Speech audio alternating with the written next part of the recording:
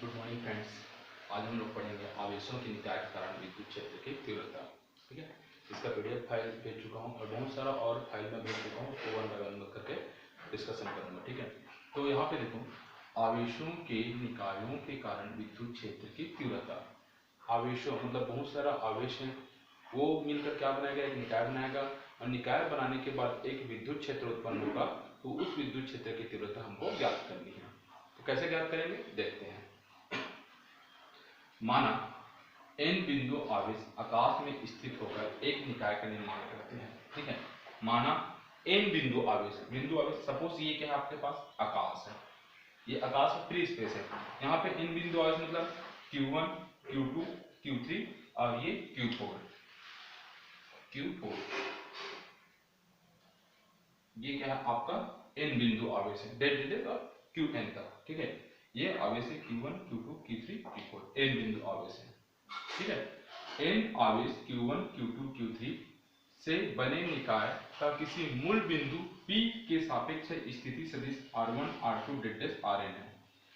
देखो Q1, Q2, Q3, Q4 ये क्या है आपका n बिंदु आवेश है और इसका जो मूल बिंदु है, ये मूल बिंदु है, ये कहाँ पे है आपका बिंदु P पर है। ठीक है, ये बिंदु P से यहाँ तक Q1 से इसकी स्थिति सदिश R1P या इसको डिस्टेंस भी बोल सकते हैं, इन दोनों के मध्य का डिस्टेंस R1P, P इसलिए क्योंकि P के डायरेक्शन में है। ठीक है, Q2 है तो R2P, Q3 है तो R3P और Q4 है तो R4P। ठीक है, P इसलिए क्योंकि P डायरेक्शन शो कर रहे हैं। ठीक है, अब क्या बोल रहे हैं, किसी बिंदु P पर एकांक धन आवेश Q जुड़ द्वारा, ये किसी बिंदु P है, यहाँ पे एकांक धन आवेश Q जुड़ द्वारा अनुभव किए जाने वाला बल का मान ज्ञात करना है। देखो यहाँ पे आवेश Q1 है, यहाँ पे Q0 है, तो दो आवेश होगा, तो दो आवेश के कारण बल उत्पन्न होगा, वहां पे कुछ बल डेवलप होगा, तो वहां पे कितना बल लगेगा, ठीक है, उसके कारण विद्युत क्षेत्र कितना उत्पन्न होगा उसको अपन को फाइंड आउट करना है। तो Q1, Q2, Q3, Q4 ये क्या हो गया आपका आवेश हो गया।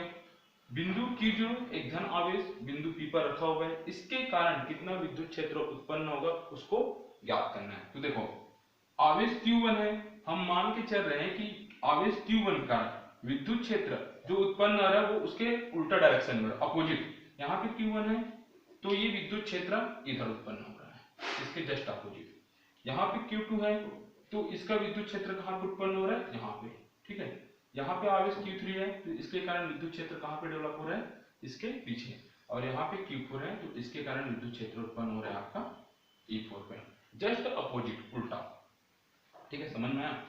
Q1, Q2, Q3, Q4 ये आवेश है, मूल बिंदु P है, यहाँ पे एकांक धन आवेश Q0 रखा हुआ है, यहाँ से यहाँ तक की दूरी R1 है। P आपका डायरेक्शन बता रहे किस डायरेक्शन में, ये आपका P के डायरेक्शन में। ठीक है, ये आपका P के डायरेक्शन में। ठीक है, अब देखो विद्युत क्षेत्र जब डेवलप हुआ तो विद्युत क्षेत्र कहां से डेवलप हो रहा है आपका E1, यहां से डेवलप हो रहा है। ठीक है, E2, E3, E4 ये यहां तक डेवलप हो रहा है। तो इस पूरे एरिया में अपन को परिणामी विद्युत क्षेत्र ज्ञात करना है।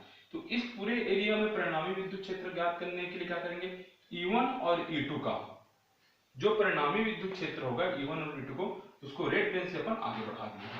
वैसे E2 से E3 पे जो परिणामी विद्युत क्षेत्र होगा उसको रेड पेन से आगे बढ़ा दिए।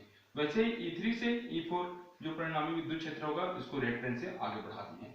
अब आगे बढ़ाने के बाद इसी एरिया में क्या होगा, अपन को विद्युत क्षेत्र निकलेगा, क्योंकि E1 से E4 तक है, E1 से En तक जाएगा, लेकिन सपोज अभी E1 से E4 तक है, तो इसको क्या किए, इसका रिजल्टेंट, दोनों का रिजल्टेंट के लिए इसको डॉटेड लाइन से मैच कर दिए हैं। फिर यहाँ से रिजल्टेंट है, इसको डॉटेड लाइन से यहाँ से मैच कर दिए, फिर इसका रिजल्टेंट है, इसको डॉटेड लाइन से यहाँ मैच कर दिए। तो यहाँ पे डॉटेड लाइन का मैच करने का मतलब होता है कि ये जो एरिया है आपका, इसी में क्या है आपका विद्युत क्षेत्र उत्पन्न हो रहा है। अब विद्युत क्षेत्र उत्पन्न हो रहा है तो उसका कुछ समीकरण बनेगा, उस समीकरण को हम देखेंगे नेक्स्ट वीडियो में।